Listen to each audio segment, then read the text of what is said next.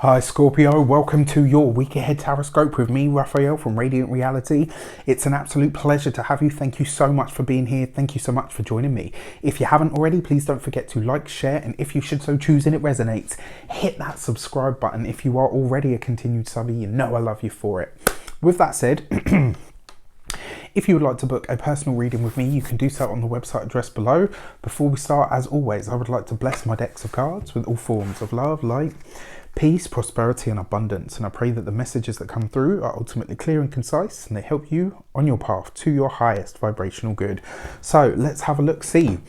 So this spread is called the Temperant Run, and I've been doing it for all peoples this week. I felt like it was the right way to go. So Temperance is about alignment. It's about what you align yourself with or to.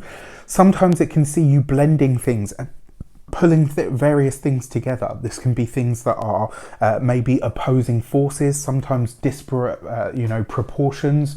It can be any of those things or all of the above. And because it represents the process of spiritual alchemy, it's about blending things together in the right proportions or in the right sequence. All right, so let's have a look, see what are the two opposing energies that you are trying to harmonize with this week.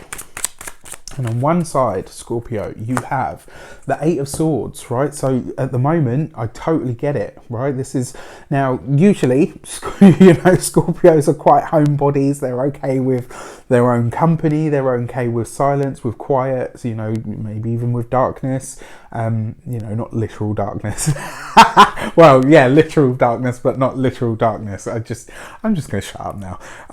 But yeah, Eight of Swords, this is constriction and confinement. This is about a part of your life that you feel confined in. This is the feeling of not having power, the feeling that you don't have a say in some way, shape or form. So this is the feeling of powerlessness, but it's also the feeling of being held back or held down. This is one of the aspects that you're dealing with at this moment in time. Let's see what you're trying to reconcile it with or balance it out with. Sorry, my light is funny there. All right, and on the other side of this, you have the Two of Wands, right? So this need to be inside, this, this sort of restrictive sort of energy that we're feeling at the moment, this is at odds with you wanting and needing to be out there in some way, shape or form.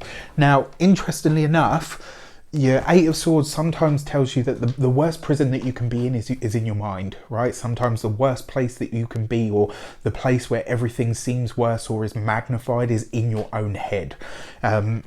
Which is why we get the Nine of Swords, right? That's where that figure is like, because they've worked out, maybe a lot of this is me making it worse. Whereas the Eight of Swords, it sees you bound or trapped by something. On the other end of this, you've got the Two of Wands.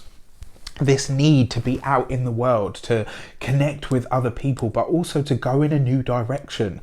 This week, Scorpio, you could be getting a really deep insight into the way that your mind works around a certain situation. This could have something to do with partnerships. It could be having something to do with collaborations. This could also see you choosing to align yourself with people that are more suited to who you are, but also people that are actually going to help you rather than take from you. There's a real strong sense here of you kind of looking at what you give and what you receive. On the other side of this, excuse me, you got the Eight of Swords. This is, that feeling of being trapped and bound versus that need to be out there doing something and exploring.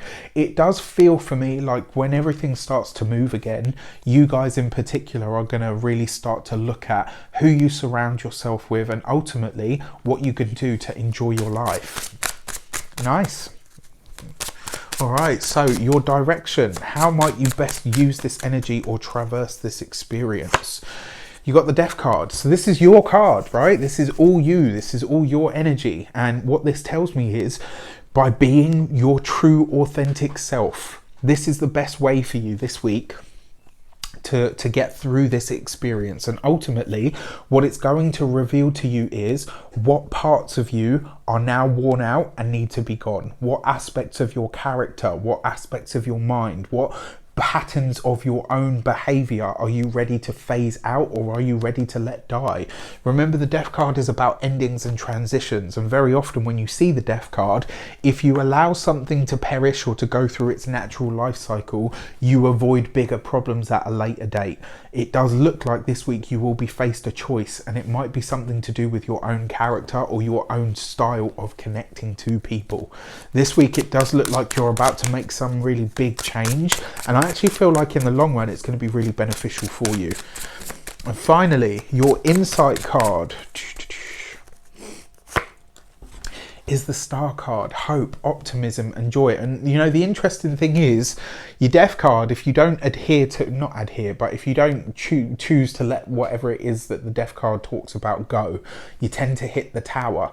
What's coming in for you in the insight card as the energy that's making its way in is the Star card, which means not only do you make the right decision this week, but you choose to let something go, because then you've got the Star coming in, which is about new connections. It's about building online. It's about, you know, connecting with people online or at a distance to you, but it's also about hope, optimism and joy. And it's the calm that comes once the storm has already passed, which is absolutely phenomenal, right? Because this means that whatever it is that you're releasing in terms of your own psyche, your own mind, it means that you've trusted it means that you've trusted yourself enough to make the right decision, and that by making that right decision you have moved forward.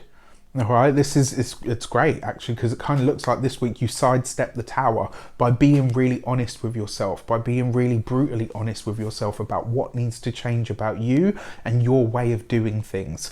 This is a really good place to be, because once you get there, you know, like I said, not many people get to sidestep the Tower, so hat off to you.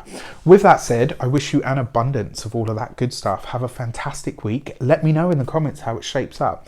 Take care, and I'll see you soon.